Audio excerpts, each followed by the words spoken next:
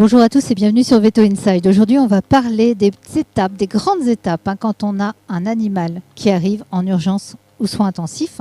Et on va en parler avec notre confrère diplômé en urgence soins intensifs, donc spécialiste. C'est un honneur, Yann Moumada. Bonjour Yann. Bonjour Valérie. Bon alors Yann, sur Veto Inside, aujourd'hui, on va parler des grandes étapes. Quand tu as un animal qui arrive en urgence, dans le service d'urgence soins intensifs, alors ici à Frégis, Tout à fait. Mais l'idée c'est de le faire de façon à pouvoir appliquer ça aussi dans une clinique d'un de nos confrères ou d'une consoeur. Quels sont les points que tu regardes en premier? Alors d'abord, il faut savoir si l'animal est assez stable. Est-ce qu'on peut se permettre d'attendre un petit peu? Est-ce qu'on peut se permettre de le stabiliser et d'aller voir les gens ensuite? Ou est-ce que vraiment il est critique, gravissime et qu'il faut s'en occuper dès lors? Donc ce qu'on regarde, c'est vraiment les organes principaux, donc l'appareil cardiovasculaire en priorité.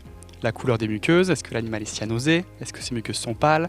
La qualité de son pouls et de sa fréquence cardiaque, pour savoir si l'animal est en état de choc, c'est-à-dire est-ce qu'il compense avec une tachycardie ou non.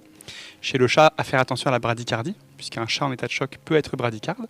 Ça c'est la première chose, vraiment pour moi c'est l'appareil cardiovasculaire en priorité.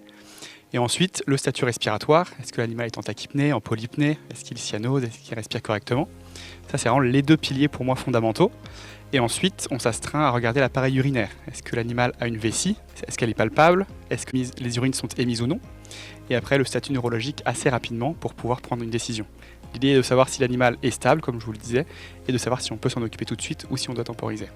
Alors, on va prendre les deux cas de figure. Oui. D'abord, si tu dois temporiser, qu'est-ce que tu es amené le plus souvent à faire en urgence? Alors si je dois temporiser, je peux me permettre de faire un bilan sanguin pour voir un petit peu le statut de l'animal, de voir ses paramètres rénaux. Donc nous on a un bilan d'urgence qu'on appelle le bilan d'urgence classiquement, où il y a les paramètres des reins, le taux d'hématocrite, un ionogramme de base, sodium, chlore, potassium, et un gaz du sang. Donc avec ça on dégrossit déjà pas mal les choses, on regarde le statut acido-basique, ça permet de voir si l'animal est biologiquement stable ou instable.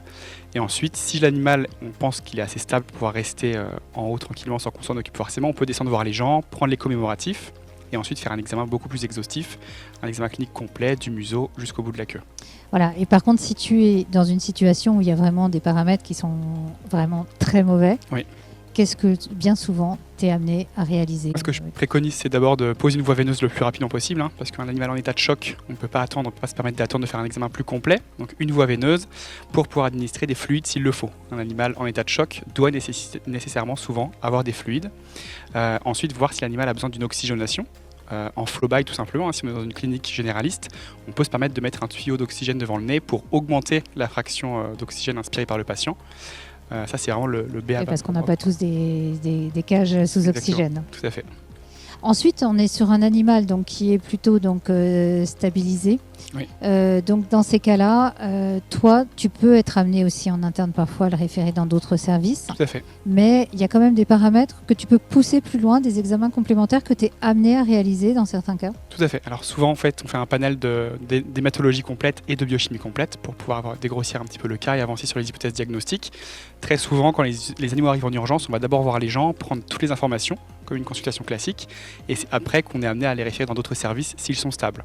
Donc s'ils sont stables, on va solliciter le neurologue, solliciter le médecin interne, solliciter les ophtalmologues au besoin. Mais effectivement, on fait d'abord un bilan complet, on réévalue complètement l'animal. Une fois qu'on est sûr qu'il est stabilisé ou qu'il n'est pas en péril, on peut se permettre de faire un examen très exhaustif, très complet de chaque organe. Alors, il y a une erreur, tu me disais, qui est souvent réalisée en clinique généraliste et classiquement, que tu vois arriver parfois toi en référé. Oui. Je voulais bien que tu nous en parles un petit peu parce que avant, on considérait que ce n'était pas une erreur, que ça rentrait dans notre protocole normal. Oui, tout à fait. Donc c'est effectivement les animaux qui ont un épanchement péricardique et qui ont une tamponade cardiaque, c'est-à-dire qui ont un épanchement suffisamment important en termes de pression pour écraser le ventricule droit et amener un état de choc. Et bien ces patients-là, il ne faut absolument pas leur faire des diurétiques. Pourquoi? Parce qu'en fait, la pression dans le péricarde écrase le ventricule droit. Or, si on donne des diurétiques, on force l'animal à uriner, on effondre donc la pression artérielle, et donc on est vraiment à risque que l'animal collabe et que l'épanchement péricardique prenne le dessus sur le remplissage ventriculaire. D'accord. Là, il y a des études qui ont été publiées il n'y a pas longtemps sur ce cas-là ou c'est par expérience? Par expérience, on en parle. Maintenant, dans les cours, on admet vraiment bien que c'est vraiment une contre-indication stricte à l'épanchement péricardique, les diurétiques. Effectivement, il y a plein d'études qui montrent que si on donne des diurétiques, ça abaisse la pression artérielle sanguine. Et donc, vu que c'est la pression artérielle qui permet au cœur de se remplir et de se maintenir déployé entre guillemets face à l'épanchement péricardique, si on effondre la pression, typiquement, on va vraiment faire collaber l'animal. Alors après, il y a différentes cas de figure, on ne va pas tous pouvoir les aborder, Ouais. mais imaginons, on parle d'un animal qui est en pleine crise épileptique, Tout à fait. prenons un exemple au hasard, Ouais. qui arrive en urgence. Ouais. Qu'est-ce que tu conseillerais, toi, dans les grandes étapes Alors pareil, de faire. dans les grandes étapes, tout de suite, on le monte, on l'évalue très rapidement, mais s'il est en crise, d'emblée, on va essayer de lui faire un anticonvulsivant, donc typiquement des benzodiazépines, soit du Valium en intrarectal, si on dispose de Valium, ça diffuse très bien dans le côlon et ça permet de calmer la crise assez rapidement. Si on peut, on pose une voie veineuse, mais souvent quand l'animal est tétanique et en convulsion, c'est très difficile. Et maintenant, c'est bien acté, il y a des études qui le montrent que chez le chien, la voie intranasale pour le midazolam est quasiment aussi efficace que l'intraveineuse. Donc si on n'a pas de voie veineuse, pas hésiter à faire un bolus de 0,2 à 0,3 mg par kilo de midazolam dans la narine et ça calme vraiment rapidement la crise pour pouvoir secondairement poser un cathéter, prendre au moins une glycémie à la goutte de sang qu'on récupère au cathéter, mettre le chien sous oxygène et le stabiliser comme ça en première intention. D'accord. Et quels sont les cas que tu vois le plus souvent en urgence, si on parle aussi d'animaux d'un certain âge, donc seniors? On peut penser à l'animal qui a des problèmes cardiaques, par exemple, Ouais. mais j'imagine qu'il y a quand même des cas que tu vois plus fréquemment que Le d'autres. plus fréquemment, c'est vrai qu'on voit beaucoup de détresse respiratoire chez les chats, je pense, d'origine cardiaque ou non cardiaque, avec des processus tumoraux par exemple, des animaux avec des ébranchements pleuraux, sur des carcinomatoses, des lymphomatoses, des choses comme ça, c'est assez fréquent qu'on les renvoie référés à l'hôpital pour une prise en charge globale. On voit aussi beaucoup d'animaux avec des maladies rénales, donc des vieux chats, soit avec des maladies rénales chroniques qui décompensent, soit des chats avec des calculs urétraux ou irrétéraux. Ça, c'est pour moi les principaux motifs de consultation. Ouais. D'accord. Et chez des animaux qui ont du diabète, Ouais. par exemple, donc j'imagine que toi, dans ton cas, ils arrivent d'abord aux urgences quand à il y a une crise importante. Alors, est-ce qu'ils arrivent même au niveau d'un coma acidocétosique? J'en ne sais pas. Alors ça, effectivement, on en voit assez souvent. Je pense que quand les diabétiques sont stables ou diagnostiqués par le vétérinaire traitant, s'il veut un avis, il va plutôt l'envoyer en médecine interne si l'animal est stable. Mais nous, ce qu'on voit, c'est effectivement des animaux décompensés, donc avec des complications de type acidocétosique. Donc eux, on les voit dans des états vraiment très très très critiques, très souvent en hypovolémie, complètement stuporeux, déshydratés, avec des glycémies qui peuvent dépasser 7, 8, 9 grammes par décilitre. Donc vraiment très très très très instables. Et nous, notre but, c'est vraiment de les garder en soins intensifs, le temps de traiter le diabète acidocétosique. Avec beaucoup de moyens, beaucoup d'investissements, c'est vrai que on peut les sauver dans l'ordre de 70 à 80% des cas.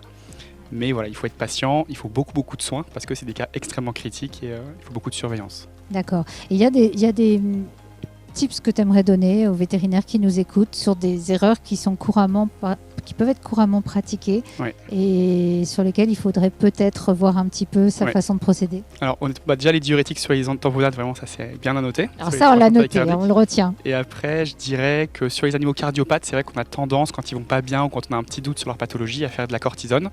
Or, il est bien prouvé aussi que la cortisone, elle augmente le volume sanguin.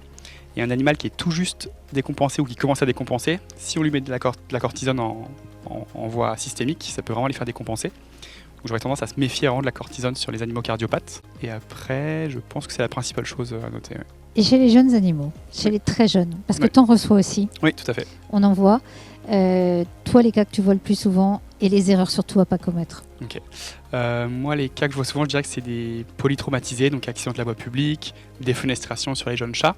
Pareil, là, les vétérinaires, peut-être avant de nous les référer, ont tendance à vouloir prodiguer des analgésies ou des anti-inflammatoires. Alors sur un animal instable, je le déconseillerais. De la même manière, si la fonction rénale est altérée, si l'animal est en état de choc, donner des AINS ou de la cortisone peut ne pas être la meilleure idée, en tout cas en première intention. On préfère les stabiliser 24-48 heures avant de donner ces médicaments-là. Et après, niveau analgésique, c'est vrai que des fois on reçoit des patients qui ont reçu des opioïdes de type butorphanol.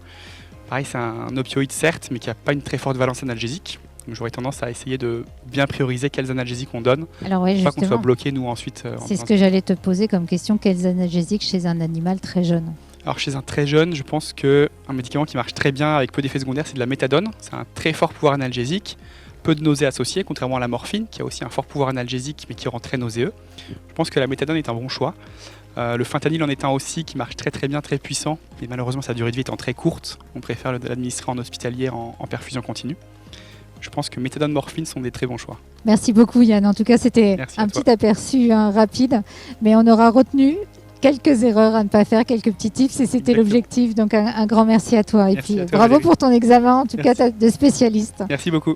J'espère que cet épisode vous aura intéressé, donc avec Yann Moumada. Donc un nom à retenir, un nouveau spécialiste en urgence soins intensifs vétérinaires.